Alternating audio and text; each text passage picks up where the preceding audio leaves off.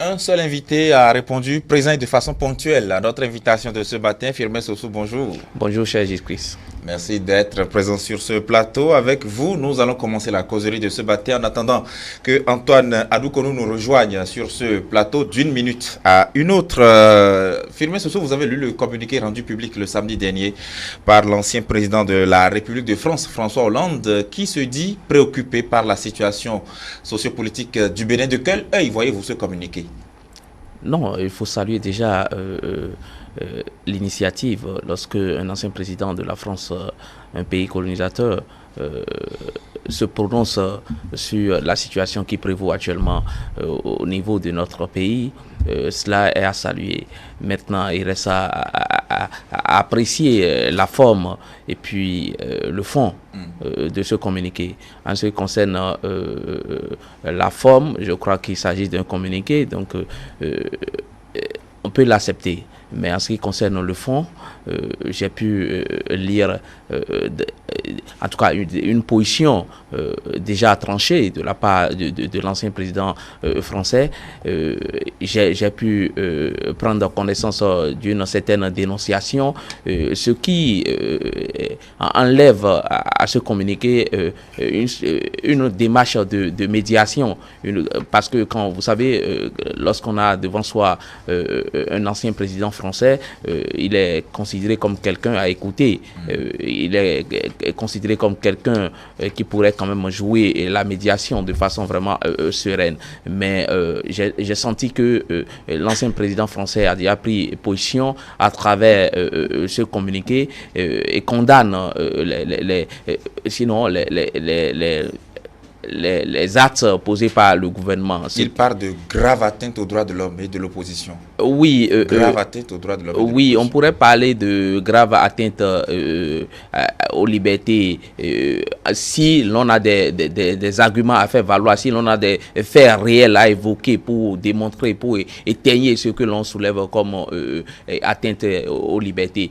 Mais ici, c'est que ce que la plupart même de certaines personnalités, sinon et aussi de certaines institutions font comme analyse à travers ce qui se passe au Bénin, c'est qu'ils ne tiennent pas compte des actes qui ont prévalu avant les actes de violence ou bien la riposte du gouvernement. On condamne les mesures prises par le gouvernement pour gérer la situation, pour contenir la tension, mais on oublie ce que les opposants, soit disons opposants, ont essayé de faire avant la réaction du gouvernement. C'est ce qui est condamnable ici. Lorsque, par exemple, on prend connaissance de la gestion des 10 ans du président Boni Yahi, ce qu'il a fait en son temps, lorsque l'opposition s'est soulevée à des moments donnés pour contester un certain nombre de choses, on se rend compte que dans un État démocratique, même s'il faudra donner la liberté de parler, la liberté d'agir face à certaines actions posées par le gouvernement, il faudrait quand même comprendre que le gouvernement a la responsabilité d'assurer la quiétude de toute la population et que, en ce sens, le gouvernement doit à tout moment réagir pour contenir la situation, réagir pour éviter à ce que les choses débordent, pour que l'on assiste à des cas de violence extrême. Donc, c'est ce que le gouvernement essaye de faire. Si des gens ont pu constater par endroit qu'il y a eu des comportements de ceux qui sont appelés à assurer la sécurité et qui ne tiennent pas compte de ce que prévoient les tests en matière de droits de l'homme, il faut quand même noter ces actes noter ces actes avec précision quand même, de façon à convaincre l'opinion publique nationale et internationale que ce que l'on condamne ici est réel, fait partie des faits réels. Mais prendre position juste pour défendre un ami, fût-il un ancien ou un ami de tous les temps, je crois que bon, ça jette un peu de discrédit sur ce que l'on a comme renommée, réputation au plan international. Antoine Adoukonou, vous nous avez rejoint, bonjour. Bonjour, monsieur Gilles-Christ. Merci de votre présence. On parle du communiqué rendu public par l'ancien président François Hollande, l'ancien président de la France, bien sûr, qui exprime, je le cite, sa vive préoccupation de la situation sociopolitique du Bénin. Est-ce qu'il y a autant de choses pour qu'on se méfie du Bénin, comme il le dit?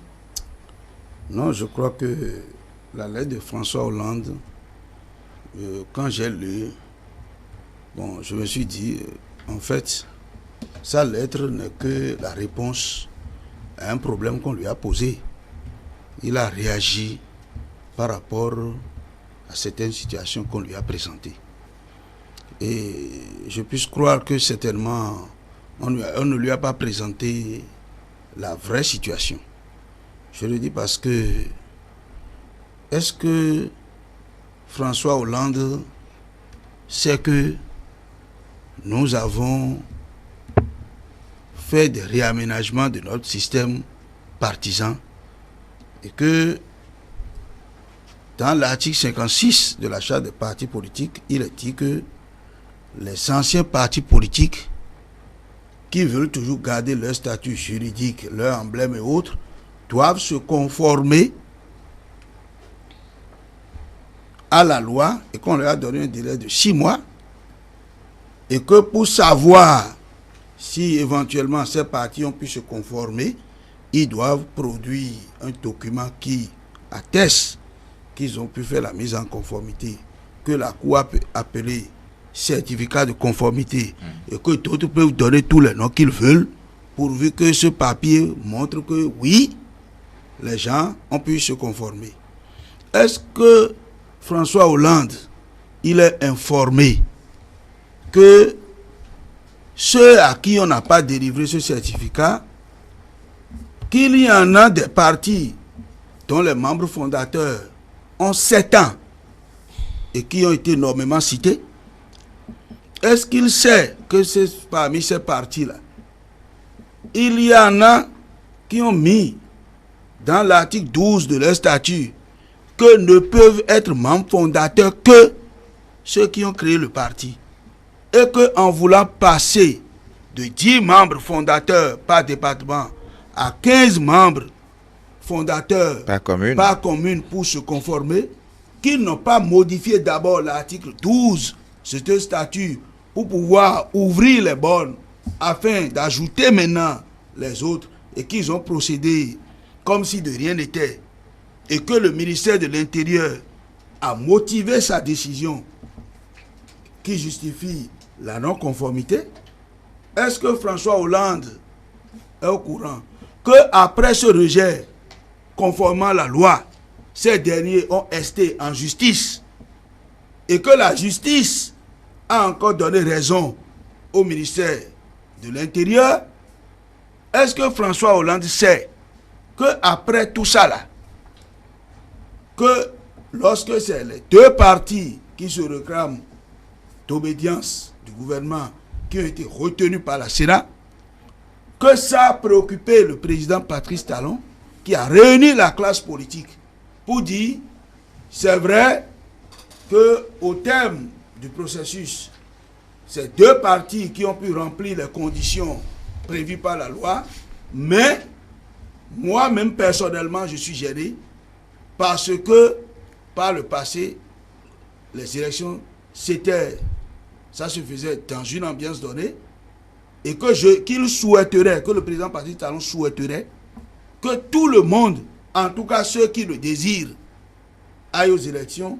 Et pour le faire, il faut que l'Assemblée nationale, qui exerce le pouvoir législatif, puisse aller trouver un consensus politique pour permettre à tout le monde, ceux qui le désirent évidemment, d'aller aux élections. Et que le 13 mars, que ce consensus a été trouvé dans le comité paritaire pour signifier que l'opposition a donné 2 personnes, à savoir Éric Okoundété et Garba Yaya. La mouvance, 2 personnes, Idi Kolaolé et Barthélémy Kassa, plus le président de l'Assemblée nationale, et que ce comité a trouvé le 13 mars un consensus politique qui suppose qu'on a mis les tests en veilleuse et que le problème, les 3 propositions de loi que le comité a sorties a permis de régler le problème de certificat de conformité, de régler le problème de l'article 46 du code électoral pour que les dossiers ne soient plus rejetés à la Sénat, et que la question transversale du temps a fait qu'on a dit, bon, il faut modifier l'article 80 de la Constitution pour ajouter 45 jours pour permettre à l'opposition de s'apprêter et que ce document existe signé par les partis. Et que le 14 mars, le lendemain, les mêmes opposants ont encore écrit qu'ils ne sont plus d'accord avec ce qu'ils ont dit le 13 mars et ils sont sortis du consensus. Est-ce que François Hollande a ces informations-là? C'est là la question. Parce que c'est ce qu'on a servi à François Hollande qui l'a poussé à réagir de cette façon. Vous voyez. Donc, François Hollande doit comprendre que ses opposants ont fait de la surenchère. Quand on a dit d'aller chercher le consensus, ils ont vu que oui, le président Talon, maintenant, il a le dos au mur. Mais oui, donc, vraiment, même si on lui demande ces testicules-là, il va donner. Donc, non. On a dit oui aujourd'hui, mais on a dit non, il faut que Léadi revienne, il faut que Adjabon revienne, il faut dissoudre l'Assemblée. Demandez-lui tout, il a le dos au mur. Et si c'est que les opposants se sont comportés comme ça pour empêcher que l'on ait le consensus pour les élections inclusives, parce que le consensus, c'est un comportement. On ne peut pas vouloir faire le consensus où les lèvres prônent le consensus, mais les comportements appellent la guerre, les comportements appellent la division. On ne peut pas évoluer. Donc, moi, je voudrais bien croire que François Hollande n'a pas les vraies informations et que le gouvernement fasse diligence pour envoyer ces courriers dont je parle là, qui existent, signés là, à François Hollande, pour qu'il lise, pour voir que voilà en fait de quoi il est question. Sinon, François Hollande ne peut pas, tous les éléments dont je vous ai cités là, ne peut pas avoir ces preuves-là et émettre une lettre pareille. C'est peut-être une autre illustration de ce que vous êtes en train de dire, parce que cette lettre vient en réponse à celle envoyée par l'ancien président Yahi Boni. Voilà. On sait aujourd'hui qu'il est en résidence et que sa zone est un peu plus surveillée avec un impressionnant détachement des forces de sécurité publique. Le ministère nous parle de mesures dissuasives, le ministère nous parle de mesures sécuritaires pour empêcher que ce que nous avons vu produire le 1er mai dernier se reproduise à Cotonou. Mais le président, l'ancien président français, parle d'atteinte grave et parle de traitement dégradant en griffe à l'endroit de l'ancien président Yahi Boni. C'est dit que ça vient confirmer, ça vient corroborer ce que disait M. Adou Konou, c'est qu'il n'a pas les vraies informations, Firmin Sossou.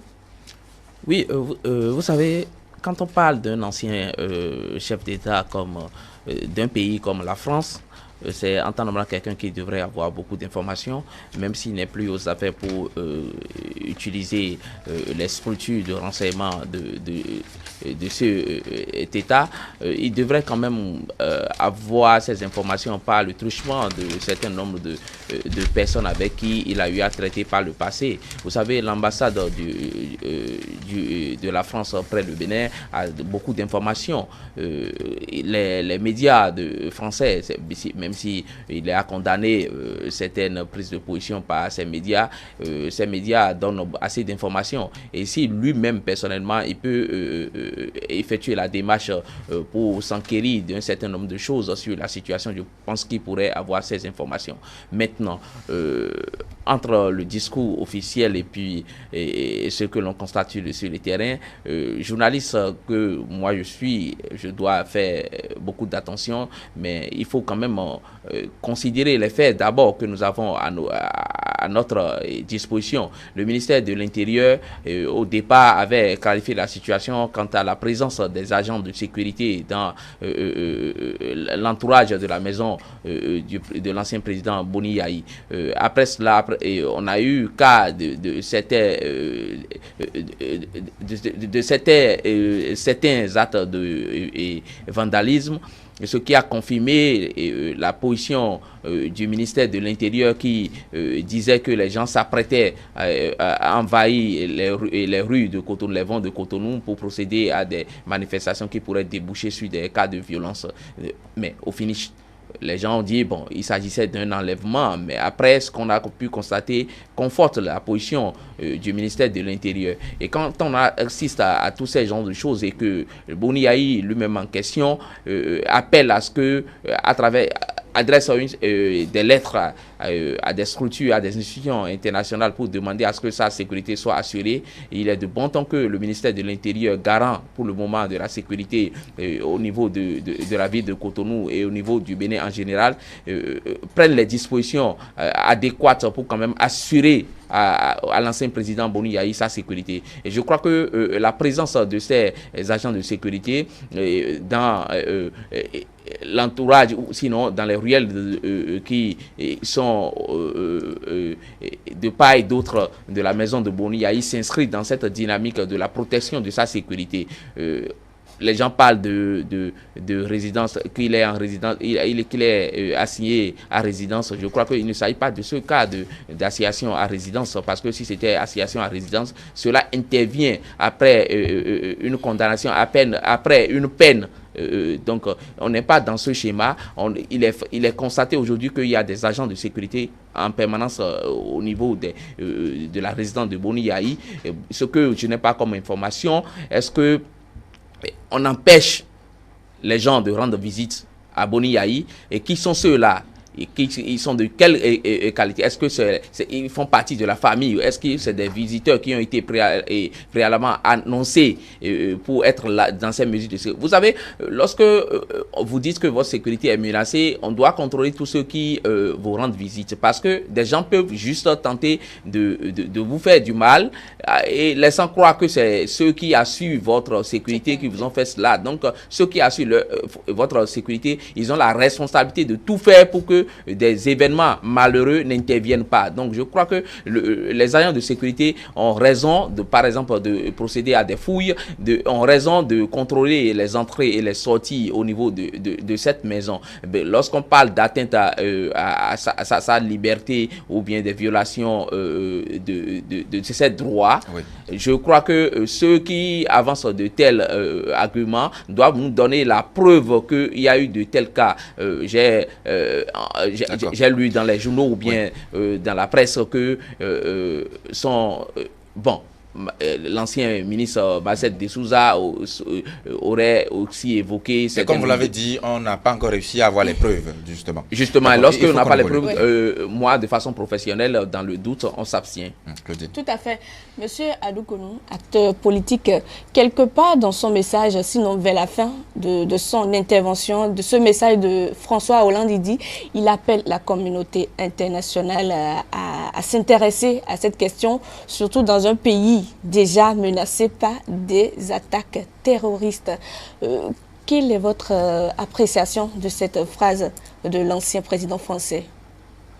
Bon, je pense que vraiment c'est un problème, hein, parce que vous savez, là nous sommes dans le droit international. Et je crois que l'Afrique doit pouvoir se réveiller. Parce que dans ce droit international, quelle est la place qui est réservée à l'Afrique? Lorsque vous voyez comment ce droit international fonctionne, moi j'ai l'impression que c'est un droit qui est créé par les grands États pour pouvoir sauvegarder leurs intérêts, et donc les petits États vont faire les frais.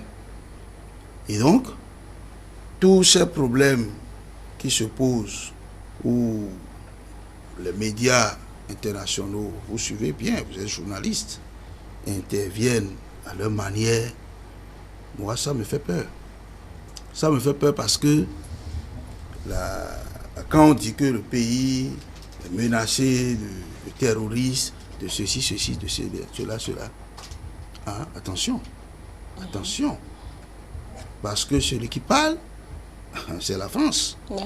Et tout le monde sait comment les choses se passent. Mais est-ce qu'il parle au nom de la France vraiment? Non, il ne parle pas au nom de... Il n'est plus aux commandes, mais c'est un ancien président français qui est toujours dans les rouages politiques du droit international. Oui, mais de la même façon où il a fait des affirmations que vous avez trouvées tout à l'heure un peu biaisées, erronées, est-ce que ce ne sont peut-être pas des prises de position pour pouvoir mettre le Bénin dans une difficulté au plan géopolitique international? Mais vous me rejoignez, c'est de ça que je vous parle. C'est pour pouvoir mettre le Bénin en difficulté au plan géopolitique.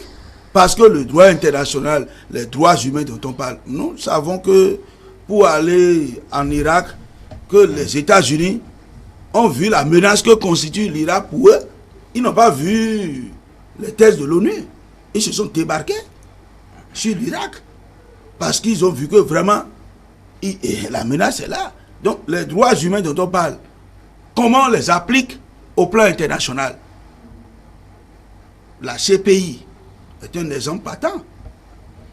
Cette Cour pénale internationale, vous voyez comment ça se fait.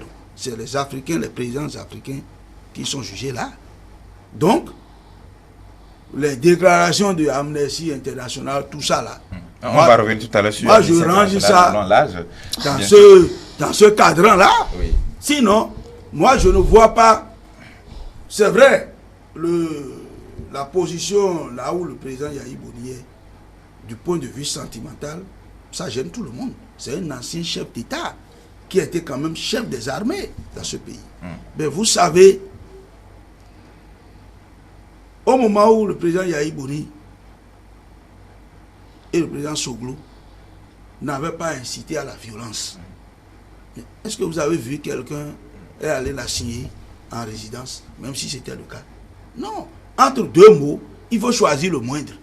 Si nous avons un ancien chef d'État qui dit on va marcher sur mon cadavre avant d'installer la 8e législature, et que par la suite on a eu les événements de Kadjaoum jusqu'à ce que il y a eu trop de dégâts de cette façon, et que le pouvoir qui a quand même les informations que nous autres nous n'avons pas, permettez quand même au pouvoir de prendre certaines mesures pour pouvoir expier le mal.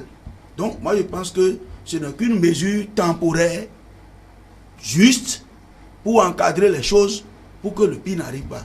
Si la situation se stabilise, je pense que le gouvernement va lever un coup de voile. N'a aucun intérêt d'ailleurs, puisque le dispositif de sécurité a été levé une première fois avant d'être remis en place. Donc nous n'avons pas toutes les informations que le pouvoir lui a.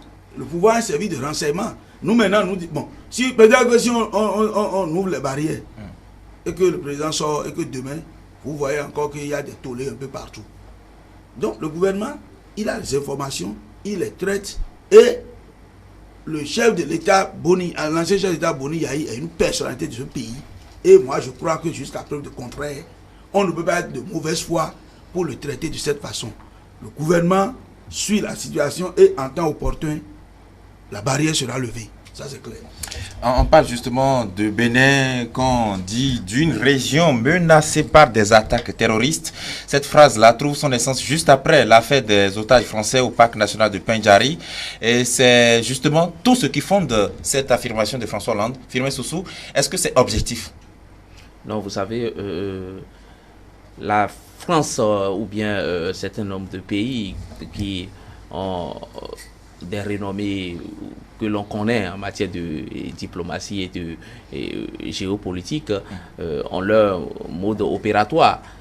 Lorsque l'on analyse tout ce qui s'est passé avant que l'on ait ces appréciations actuelles, on devrait quand même se méfier de certains propos et prendre vraiment du recul pour savoir si ce n'est pas des trucs déjà planifiés juste pour discréditer l'État béninois et sinon faire peur et imposer un certain nombre de choses. La France n'intervient pas dans des pays où elle n'a pas des intérêts à quand même sauvegarder, des intérêts à défendre, et pour défendre ses intérêts, on trouve toujours des alibis. Ce qui s'est passé... Et mais dans le cas d'espèce, au plan sécuritaire, est-ce que le Bénin, comparé à ce pays-là que vous citez tout à l'heure, l'ancien président François Hollande est quand même ancien président de la République de France. La France comparée au Bénin, quel est le pays le mieux sécurisé aujourd'hui? La France comparée... C'est une question tout simplement que je pose. Non, vous savez, on ne peut pas apprécier la sécurité sans tenir compte de l'environnement, sans tenir compte de... Non, on parle d'attaque terroriste. Attaque terroriste, bon, au fait, ça ne se passe pas, pour ce que j'ai comme information, ça ne se passe pas encore au Bénin. Ça se passe dans les pays quand même limitrophes. Les dispositions devraient, si on devrait quand même lutter contre ces attaques, on devrait aider le Bénin à renforcer son dispositif sécuritaire pour faire face à ces attaques. Maintenant, je crois que l'État, personnellement, a pris des responsabilités. On n'est pas aujourd'hui attaqué par des terroristes encore. Nous ne sommes pas attaqués par les terroristes. La manière dont les événements sur le parc de la Pendjari, la manière dont ça s'est produit interpelle beaucoup de personnes. Et aujourd'hui, il y a du flou autour de ce qui s'est passé. Donc, on ne peut pas dire de go que le Bénin est menacé par les attaques terroristes. Non, on sait de quoi on parle. Ce n'est pas uniquement des Américains, par exemple, des Américains qui ont été retrouvés à ce niveau où il y a eu des attaques. Ce n'est pas des Chinois, ne sais pas. On parle quand même des ressortissants français. Et c'est la France elle-même qui trouve certains arguments à défendre ce qui s'est passé et trouve que le Bénin est menacé de terrorisme jusqu'à ce qu'on élargisse la zone appréciée de rouge. Donc, quand vous voyez tout ce qui se passe aujourd'hui, bon, on a le sentiment qu'on est en train de nous faire peur. On est en train de nous amener quand même à être un pays considéré comme un pays où il n'y a pas la paix, un pays qui n'est pas du tout fréquentable en ce qui concerne une certaine partie de notre pays. Donc, je crois que la situation n'est pas si grave telle qu'on la présente au niveau international. Ce qui parle d'attaques terroristes et que le Bénin est menacé, et compte tenu de cela, il ne devrait plus avoir une certaine disposition prise au niveau de l'État pour régler des problèmes internes. Je crois qu'il dépasse les faits. Ceux-là appellent juste d'autres pays à avoir des réticences vis-à-vis de la gestion du président Patrice Talon, ce qui est vraiment à déplorer. Vous savez, le Bénin aujourd'hui, de par son économie, de par le dispositif sécuritaire et tout, est un pays qui rassure, est un pays stable. Ce n'est que les appréciations que nous avons de l'extérieur qui laissent à croire que le pays est dans une situation critique. Le pays, rien ne va au pays et que la gouvernance actuelle ne garantit pas les droits humains, ne garantit pas la paix et la quiétude et qu'il faudrait agir. Ce qui s'est passé, par exemple, quand on prend ce qui s'est passé sous l'ancien président de la Libye, Kadhafi, jusqu'à sa mort, que je pourrais même apprécier d'assassinat. On ne va pas créer des incidents diplomatiques. Non, justement, parce que ce sont des affaires assez sensibles sur le continent et on n'a pas des preuves de ce que telle ou telle personne soit forcément impliquée. Alors, on ne va pas faire ce débat-là, puisqu'on parle du Bénin. D'accord. Antoine Adoukonou, sur cette question-là, il faut rappeler aux amis téléspectateurs et même ceux qui nous suivent à l'étranger qu'avant l'affaire des otages français, le parc national de Pendjari n'avait même pas été considéré comme une zone menacée, une zone en danger. Il y avait juste un trait rouge à la frontière avec le Burkina Faso. Parce qu'on sait qu'au Burkina Faso, il y a une certaine instabilité. Mais juste après l'affaire des otages français, avec même un Béninois qui a été tué, Fiacre Bédji, à qui on rend un hommage, on a constaté que le week-end qui a suivi, le Quai d'Orsay a mis tout le parc national de Pendjari en rouge. Est-ce que toute cette réaction-là, je prends cette portion-là toujours de l'ancien président français, n'est finalement pas peut-être une réaction d'un ami vis-à-vis de son collègue ami?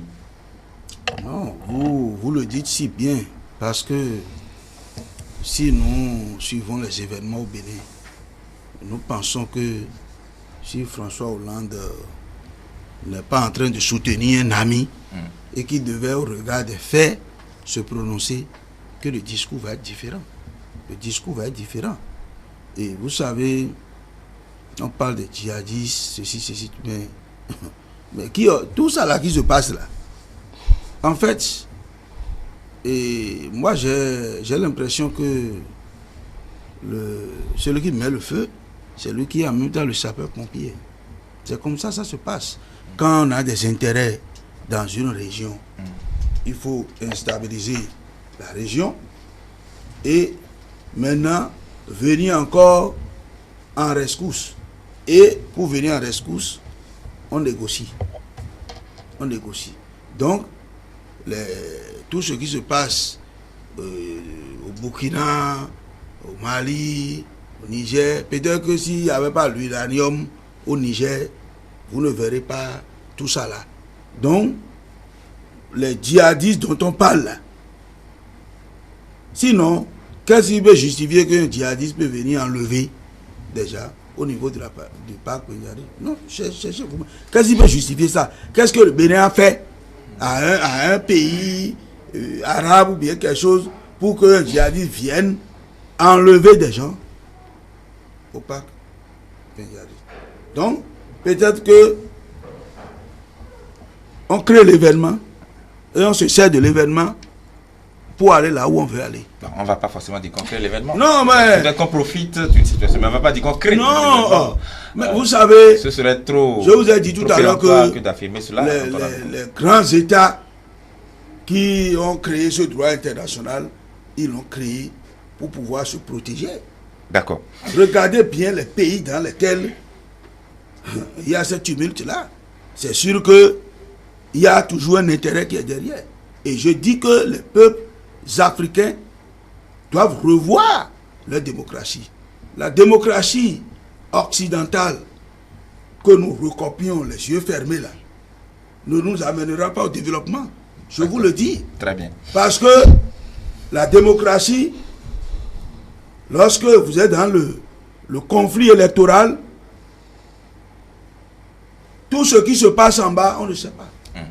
Et certainement, la métropole, ceux qui vous ont donné cette démocratie, ils y veillent pour que leurs intérêts ne soient pas noyés dans cette démocratie. C'est ça le vrai problème. Sinon, moi, j'ai vu que la lettre de François Hollande, mais c'est une lettre très dangereuse parce que ça dépeint l'image du Bénin. Et il doit falloir que le gouvernement fasse diligence pour apporter les preuves dont j'ai parlé tout à l'heure à l'international pour laver son image. Je le crois bien. Alors, il y a aussi une note qui a été rendue publique, celle de Amnesty International, qui allait plus loin que l'ancien président François Hollande. C'était en date du 14 mai 2019, c'était donc le mardi dernier. Et dans cette note-là, Amnesty International dénonce, je cite, les morts par balle le 1er et le 2 mai dernier, les séquestrations et interpellations qui font le quotidien de bon nombre de Béninois, je les cite toujours, et dénonce aussi 4 morts, dont une mère de 7 enfants et un jeune de 19. Firmin Sossou, lorsqu'on lit un peu cela, c'est à croire qu'on a décidé de tuer des concitoyens qui n'en sont pour rien finalement. Oui, au fait, déplorer les actes de violence, déplorer la violation des droits humains, c'est une bonne chose parce que il faut quand même veiller à ce que ces droits soient vraiment garantis. Oui. Maintenant, avant de faire des dénonciations, il faut quand même avoir des éléments d'appréciation vraiment tangibles, des preuves que de telles choses s'est produit à tel niveau, à un point B ou moins à un point A ou B. Ce que l'on lit, l'image que l'on présente, c'est à croire que l'on entend des émigrants parler dans la rue et on prend note de cela. Le rapport que l'Amnesty International a rendu, c'est un rapport produit par des gens qui certainement vivent au Bénin. Et vous savez, c'est sur la base des rapports que les gens présentent que l'institution internationale donne sa position. C'est comme les appréciations au niveau de la presse par Reporters sans frontières. Lorsque vous présentez la situation, alors que vous êtes le répondant, c'est-à-dire celui qui devrait en temps normal apprécier la situation et porter ça au niveau international, vous êtes au Bénin, vous donnez ce que vous avez vu. C'est sur cette base que les gens apprécient, font leurs déclarations. Donc je crois que l'institution internationale s'est prononcée sur la situation selon les éléments qu'on lui a présenté maintenant. Est-ce que celui qui a présenté les éléments est une personne qui a eu les informations qu'il faut? Est-ce qu'il est de bonne foi? C'est ce que nous devons chercher à comprendre ici. Parce que de la même façon, j'ai pu lire sur les réseaux sociaux certaine déclaration d'une députée députée française qui a apprécié la situation. Et quand vous lisez les phrases, j'ai pu identifier les propos de quelqu'un que je connais comme opposant qui aujourd'hui... Donc vous n'allez pas dire le nom. Non, je ne veux pas, je vais faire taire le nom, oui. qui est aujourd'hui qui est présenté aujourd'hui comme un exilé politique. Mais lorsque vous lisez les propos de la dame, vous avez l'impression que c'est des propos rapportés. Donc, elle-même, elle n'a pas pris connaissance de ce qui s'est passé ici à travers des personnes qui ne sont pas concernées par la crise, sinon qui ne sont pas des acteurs. Lorsque vous voulez vous prononcer sur une situation, vous devez chercher d'autres sons de cloche après avoir écouté ceux qui sont des acteurs. Donc, c'est cette démarche que beaucoup n'arrivent pas à faire par rapport à la situation qui prévaut actuellement dans notre pays. Lorsque vous voulez jouer la médiation, vous devez essayer d'être centriste, vous devez essayer d'être neutre. Et pour être neutre, vous devez écouter tous les acteurs. Vous écoutez les deux acteurs, s'il y a deux, vous écoutez les deux protagonistes et vous laissez ceux-là et vous allez chez d'autres personnes qui ne sont pas concernées par la crise, vous les écoutez pour avoir une appréciation générale de ce qui se passe avant de vous prononcer. Mais lorsque les gens se prononcent sur la majorité de ceux qui se prononcent à l'international, on a l'impression qu'ils ont seulement un seul son de cloche et ils prennent parti, ce qui est vraiment à déplorer dans ce qui se passe aujourd'hui au Bénin. Et quand on parle de l'Amnesty International, c'est une grande institution vraiment considérée, seulement que ce rapport ne tient pas compte de tout ce qui se passe au pays, ne tient pas compte de la situation qui a prévalu avant les éléments dont on nous parle aujourd'hui. Encore que jusqu'à présent, le gouvernement ne s'est pas prononcé sur des cas de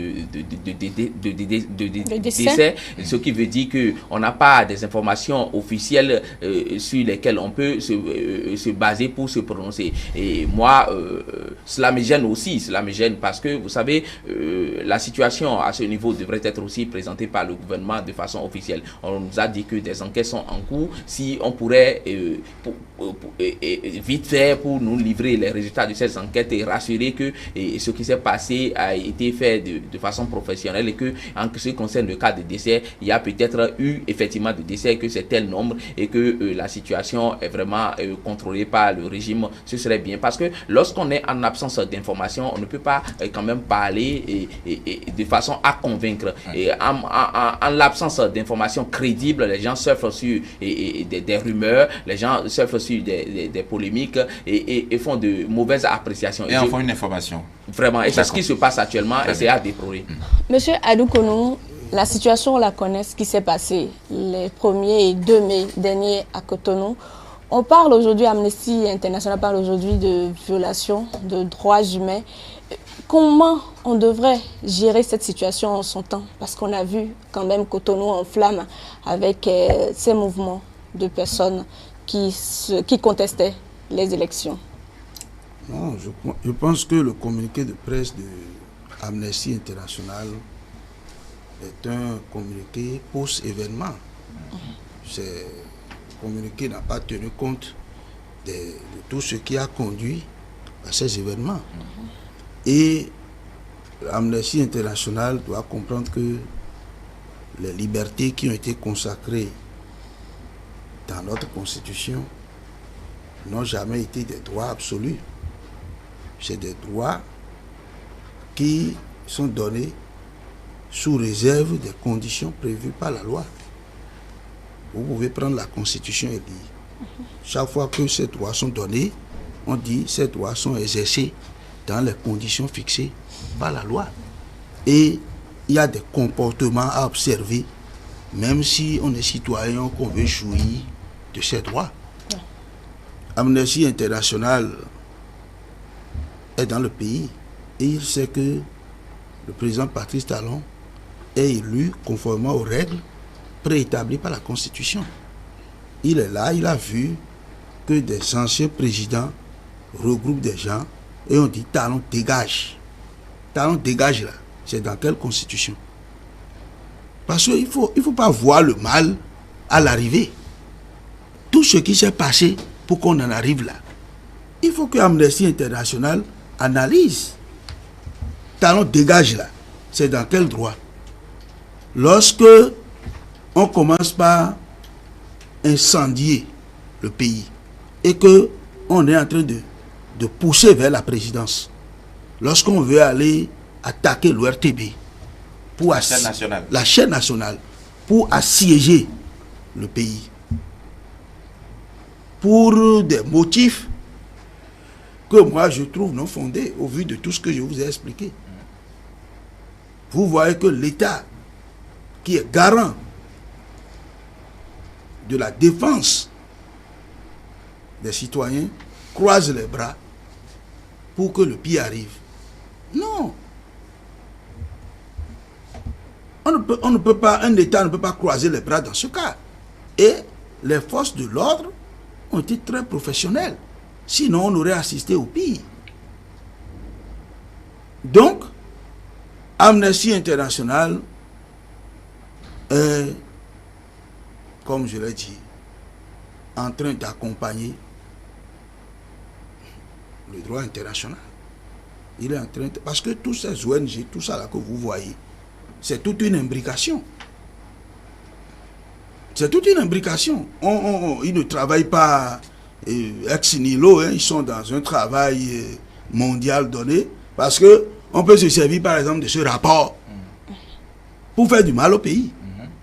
L'ONU peut prendre ce rapport pour dire, ah voilà le rapport que nous avons de cette institution à qui nous faisons confiance. Mais quelle est l'authenticité du rapport? Comme le journaliste l'a dit, est-ce que c'est lorsqu'on rencontre un Zémidian dans la rue et on lui demande qu'est-ce qui s'est passé? Et il dit, ah, on tue les gens en désordre. Ah, Amnesty International écrit et il transforme ça en communiqué. Est-ce que c'est de cette façon qu'il faut fonctionner? Non, moi je pense que le gouvernement doit apparaître au plus pressé pour sortir une version finale sur laquelle chacun doit s'en tenir. Nous sommes dans le pays, nous savons qu'il y a eu des dégâts. Mais je crois bien pas à l'allure que retrace Amnesty. Et quand vous lisez bien le communiqué d'Amnesty International, c'est comme si c'est les opposants qui ont rédigé le communiqué et Amnesty International a signé. Non, regardez le discours. On a même parlé de Abiba Khandeshi et tout ce qui s'est passé et par le passé, les trucs de Korogoré, tout ça là. On a pris tout ça là en compte. C'est comme si c'est le discours des opposants qu'on a écrit et on a dit à Amnesty International là, signe. C'est l'impression que moi j'ai. Il y a pas, je n'ai pas senti une certaine impartialité dans le communiqué. Et pour une ONG de cette facture, je pense que la copie doit être revue. Parce que une ONG comme Amnesty International doit pouvoir s'écarter de tous les sentiments et faire un travail professionnel pour que nous puissions avoir confiance en cette ONG.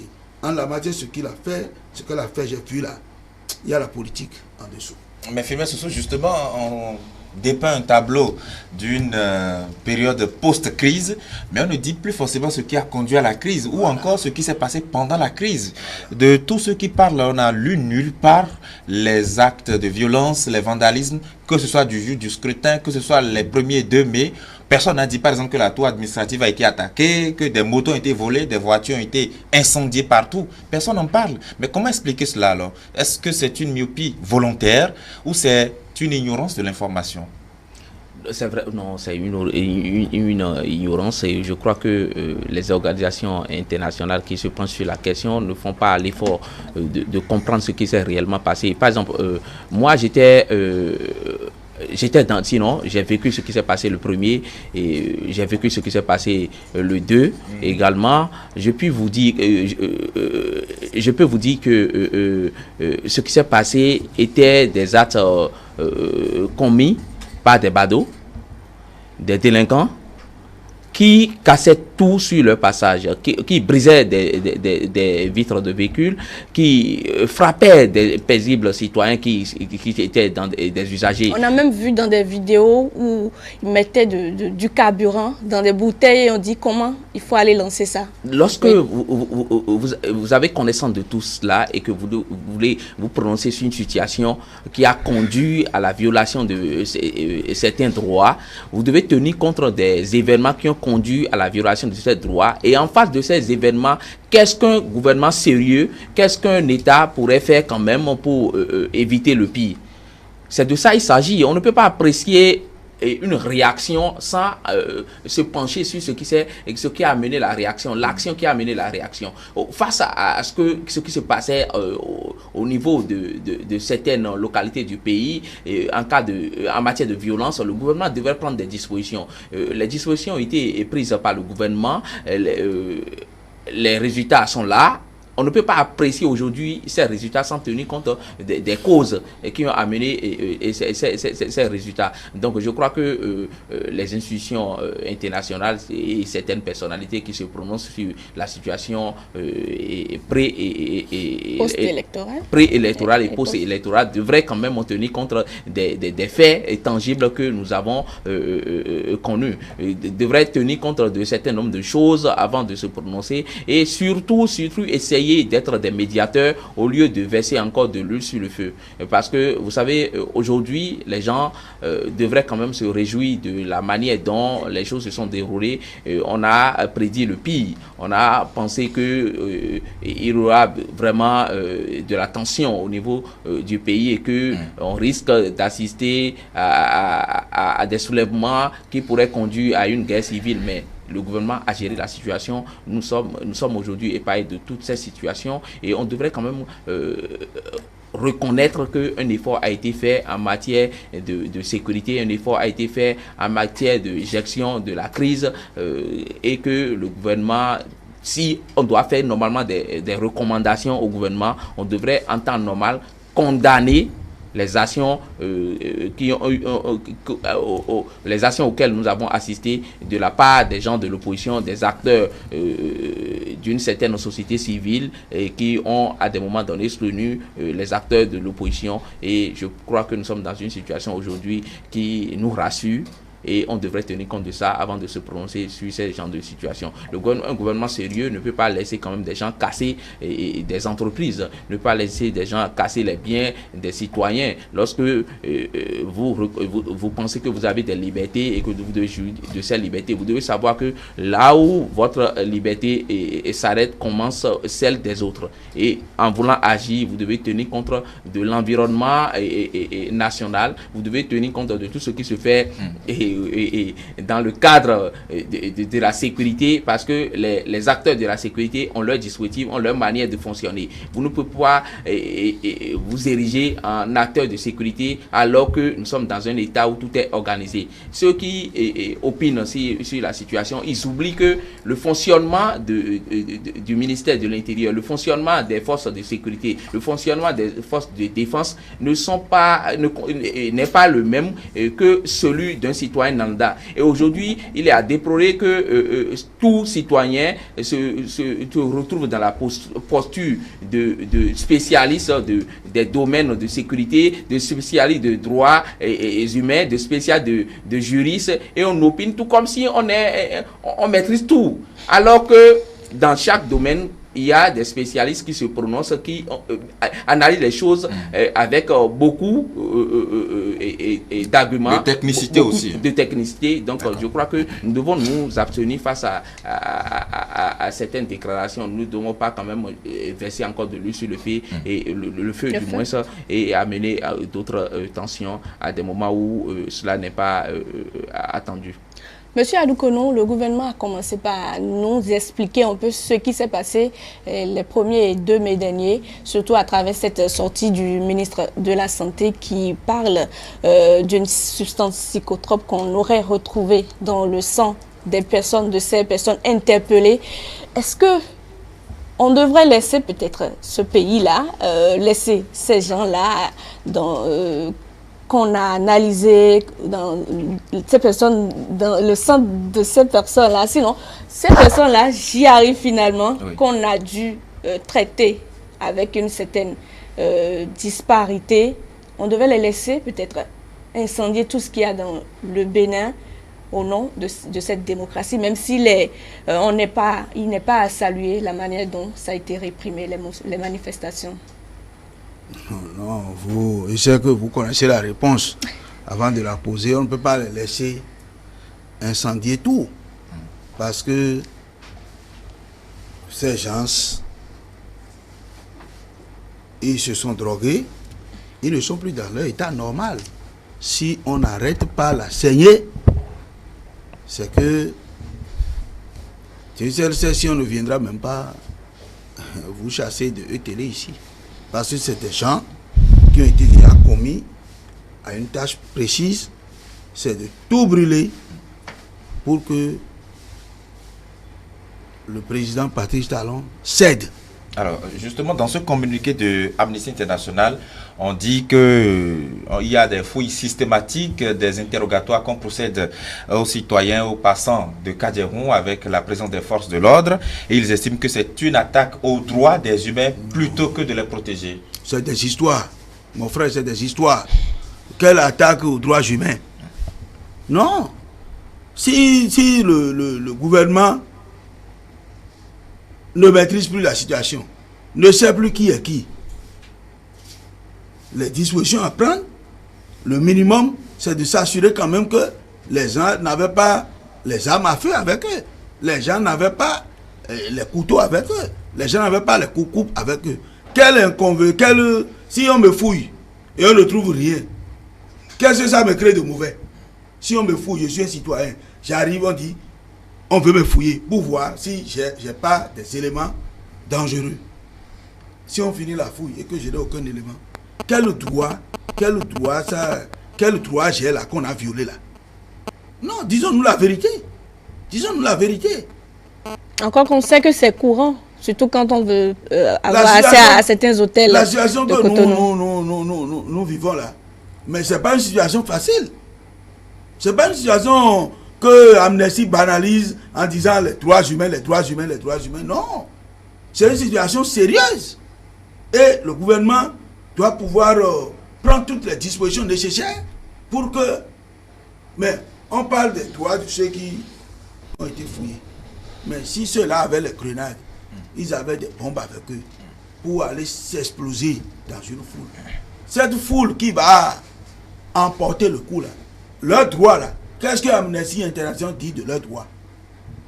Mais c'est là la grande question. Il ne faut pas dire les droits, les droits, les droits, et oublier que ce n'est pas seulement ceux qu'on fouille qui ont les droits. Le mal qui peut arriver aux autres, ces gens-là aussi ont leurs droits. Ceux dont on a brûlé la société aussi ont des droits. Ont des droits, non? Pour quelle raison on a brûlé les bailleurs Botos? Pour quelle raison? On a brûlé les stations GNP. On voit les taxis Benetassi là, on brûle. Pour quelle raison? Parce que on crée une appartenance. On dit que GNP là, c'est pour Talon, il faut brûler. Les bailleurs là, c'est pour Biotchane, il faut brûler. C'est tout. On crée des situations inutiles dans le pays. Juste parce que certaines personnes qui sont dans l'ombre n'ont pas trouvé leur intérêt. Mais je crois bien que ce n'est pas la fin du monde. Ce n'est pas la fin du monde. Et on a eu devant nous une situation. Personne n'est d'accord que l'opposition entre griffes, parce que moi, ceux qui disent opposants, c'est des histoires. On peut aller à l'Assemblée changer de camp. Opposant, là, c'est entre griffes. Mais tout le monde est d'accord que lorsqu'il y a des partis politiques qui expriment leur volonté d'aller aux élections et qui n'ont pas pu aller pour une raison ou pour une autre, ce n'est pas une bonne chose. Mais, entre deux mots, il faut choisir le moindre. Nous avons le vide institutionnel qui pointe à l'horizon et aucun comportement de ces acteurs ne prête à quelqu'un qui veut vraiment aller aux élections pour éviter ce vide institutionnel. Imaginez-vous que jusqu'à aujourd'hui, on n'aurait pas eu de faire les élections et qu'on n'ait pas eu de parlement. On serait en train de régler encore un autre problème aujourd'hui. Donc, ce n'est pas débat serait tout autre, on dirait. Tout autre. Ce n'est pas la fin du monde. Il ne faut pas toujours voir que c'est les autres qui sont la cause de votre malheur. Arrivez à vous examiner vous-même. L'opposition n'a qu'à faire son autocritique. Moi, j'ai trébuché où? Il ne faut pas toujours dire que c'est le gouvernement, c'est le gouvernement. Nous y voilà. Voilà encore les élections communales qui sont à moins d'1 an. Les partis politiques qui n'ont pas eu les certificats de conformité là, ont perdu leur statut juridique. FCBE n'existe plus aujourd'hui. USL, Restaurer l'Espoir, n'existe plus. Et donc, nous voici encore sur un deuxième chantier. Il faut qu'ils fassent vite pour se constituer en parti politique, aller déposer leur dossier au ministère de l'Intérieur, qui dispose de 2 mois pour examiner leur dossier, pour pouvoir avoir leur statut juridique. Sinon, le même problème va encore arriver parce que on prend maintenant tout le temps pour dire que nous sommes les forces de la résistance. Voilà qu'on ne peut pas aller aux élections sous l'appellation force de résistance. Il faut être parti politique. C'est ce que la loi dit. Et au lieu de se constituer en parti politique maintenant, ils sont en train d'emprunter d'autres chemins, comme ils l'avaient fait. Quand on faisait le débat ici, chaque fois que je les rencontre sur le plateau, je dis, mais vous ne voulez pas aller aux élections? Parce que le temps presse. Ils disent que non, nous on a notre stratégie, nous on a notre plan. Et c'est de plan de stratégie là, qui a fait que on est arrivé à la veille des élections. Et quand le problème du certificat est sorti, ils ont commencé par courir. Donc, François Hollande n'a qu'à savoir qu'il y a encore une autre échéance qui est là et que ceux qui viennent lui faire les rapports du point de vue juridique n'existent plus et qu'ils doivent parer au pressé pour aller se constituer en parti politique au ministère de l'Intérieur. S'ils ne le font pas, je ne souhaiterais pas qu'à la veille des élections communales, on dit encore que Talon là, il ne veut pas que, il veut prendre toutes les mairies, il veut faire ceci. Non. Ils n'ont qu'à s'exécuter par rapport aux tests qu'eux-mêmes ils se sont donnés. La charte des partis politiques a été votée à l'unanimité avec une seule abstention. La loi est votée le 26 juin, elle a été promulguée le 17 septembre, oui. Et ils ont eu tout le temps. Et on a fait depuis février 2018 un séminaire sur la réforme. Et tout le monde était au courant que le paysage politique béninois veut quitter les partis politiques récépissés, cartables, pour aller vers des partis politiques d'envergure nationale. Sur le principe, nous tous, en tant qu'acteurs politiques, on avait l'information. Ce n'est pas quelque chose qui a surpris les gens. Mais les gens ne voulaient pas se conformer à la réforme parce que, évidemment, la réforme a supprimé les présidents à vie des partis politiques. La réforme a supprimé que les partis politiques soient des entreprises qu'on vende au gré pour se faire de la richesse. La réforme a supprimé. La réforme a supprimé les alliances. La réforme ne veut plus que on se regroupe aujourd'hui juste parce que on veut gagner les élections. Et que quand on gagne les élections, on se sépare et que on assiste encore à de multiples. La réforme a beaucoup de contraintes. Mais c'est à l'avantage du pays. C'est vrai que pris individuellement, même moi-même qui vous parle, lorsque vous rentrez dans un grand groupe, vous perdez quand même une certaine position que vous avez dans votre parti de départ. Peut-être que vous quittez un poste de secrétaire général pour devenir simple militant. Ça a des inconvénients, nous sommes d'accord. Mais devant l'intérêt général, on doit pouvoir laisser les intérêts particuliers. Donc, la réforme, elle est bel et bien justifiée. Et d'ailleurs, les tests ne causent aucun problème. Puisque l'opposition dit, je me suis conformé et on m'a exclu. La mouvance s'est conformée. C'est-à-dire tout le monde s'est conformé. Donc le test lui-même ne cause aucun problème. Moi, je crois bien. Mon raisonnement, il est scientifique. Tout le monde dit, le test là, je suis arrivé à me conformer. Mais on m'a exclu. Ça veut dire que s'il y a un problème aujourd'hui, c'est qu'on n'exclut plus les gens. Le problème, ce n'est pas que les tests sont difficiles à s'y conformer. La réalité, c'est ça. Donc, vous les journalistes, vous avez encore du pain sur la planche. Et je ne sais pas si parfois vous êtes complice. Je le dis parce de quoi? que... Oui, moi j'observe les conférences de presse de l'opposition. Mais moi je ne vois pas les questions tangibles que vous devez les poser. Mais vous n'assistez pas aux conférences de non, presse de mais l'opposition. peut-être que les extraits que je vois. Ben justement, parce que la conférence de presse en elle-même n'est pas forcément ce qu'on diffuse. Il y a le traitement de l'information. Ah, bon, voilà, parce que chacun a parce que vous êtes acteur politique. Parce qu'on a dit que dans votre parti politique, là, il y a quelqu'un qui a 7 ans. Tendez le micro à la personne. Est-ce que c'est vrai ou c'est faux? Il n'a qu'à répondre devant tout le monde. D'accord. Vous avez accepté le consensus le 13 mars. Le 14, là, vous avez encore refusé. Éric Mouneté, c'est vous qui avez signé avant et après. Vrai ou faux? Tendez-le le micro. Maintenant, on vous coach et vous restez là. Vous posez des questions préparées. Non. J'ai l'impression que moi... monsieur Adoukonou. Non, ça, attendez, il faut qu'on s'entende. Ce sont des procès d'intention vis-à-vis de notre corporation et on ne saurait vraiment laisser ça passer. Bien sûr, oui. C'est pour ça qu'on vous a donné la parole pour que vous puissiez exprimer votre position, par exemple. Moi, je dis... Il n'y a pas de questions préparées, il n'y a rien du tout. Et on ne va pas vraiment verser sur le terrain. On a compris, Antoine.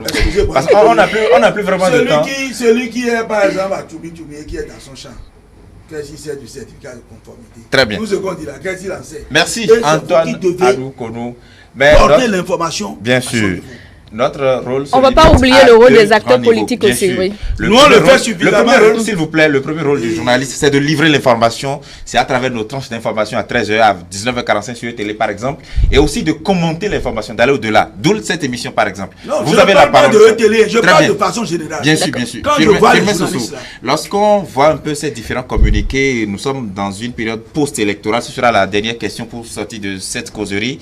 On retiendra que le temps est plutôt de tirer les grandes leçons des élections passées pour évoluer, plutôt que de s'attarder sur le passé indéfiniment. Justement, c'est de ça qu'il s'agit aujourd'hui. Le processus s'est déroulé et a connu un aboutissement heureux. À ce qui concerne, en tout cas, la gestion de la crise électorale. Aujourd'hui, nous devons être, que ce soit du côté de l'opposition ou du côté de la mouvance, chacun doit être à l'heure du bilan et voir là où il a trébuché, ceux qui, quand même, de leur côté, peuvent créer à la victoire, doivent savoir ce qui est à faire pour prendre d'autres dispositions, pour parfaire tout ce qui se fait aujourd'hui.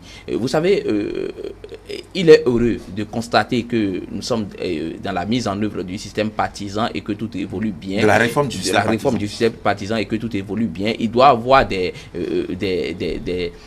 trébuchements, il doit avoir des choses à parfaire.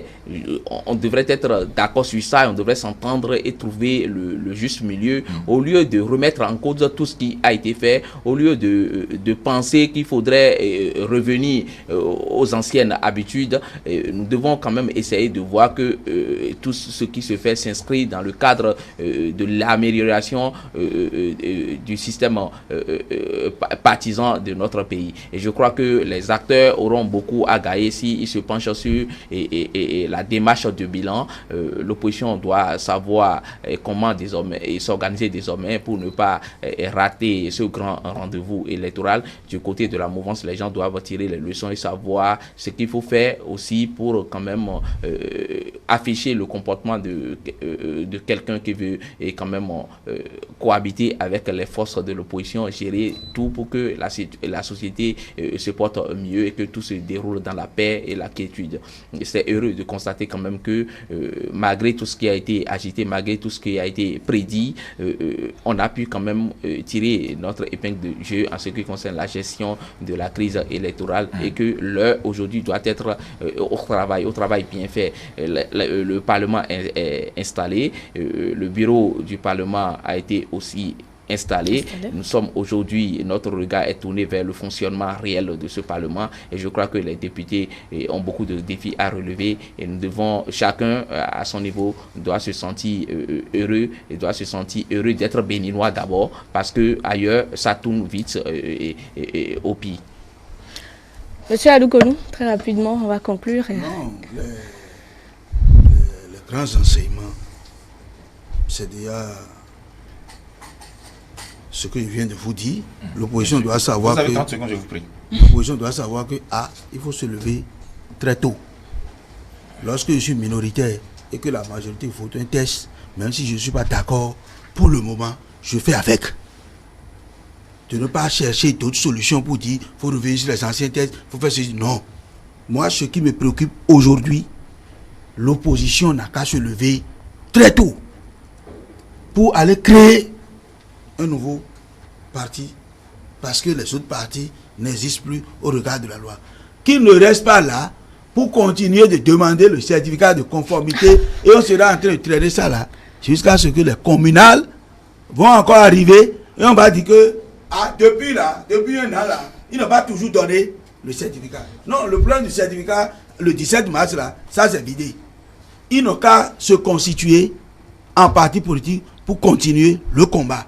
Parce qu'une démocratie sans opposition n'est pas une bonne démocratie. Nous souhaitons que notre démocratie soit viable avec une opposition, mais une opposition responsable qui respecte les tests que nous nous sommes donnés. Merci beaucoup à vous, Firmin Sossou, journaliste de votre présence sur ce plateau. Antoine Adoukono, acteur politique, membre du Bloc républicain, merci d'avoir été là. Et vous aussi, en tant qu'acteur politique, vous avez un gros pain sur la planche, c'est de sensibiliser les populations à la base, de pouvoir aussi montrer qu'en tant qu'acteur politique, on maîtrise les textes. Parce que parfois, on écoute des acteurs politiques qui forcément ne maîtrisent pas les textes de la République. Il faut pouvoir respecter les lois qu'on s'est librement données. Merci d'avoir participé à la causerie de ce lundi matin.